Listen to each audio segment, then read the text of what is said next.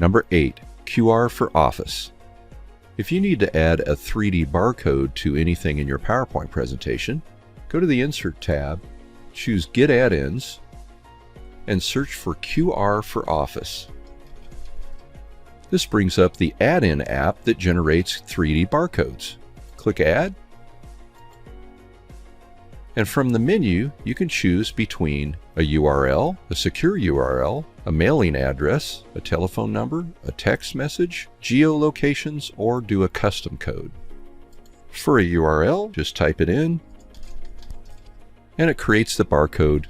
You can expand the size, change the colors, change the background, and when you insert it, it adds it into your PowerPoint presentation.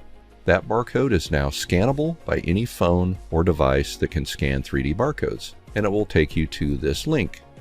This Get Add-ins feature is available in any of the Office 365 current versions of PowerPoint.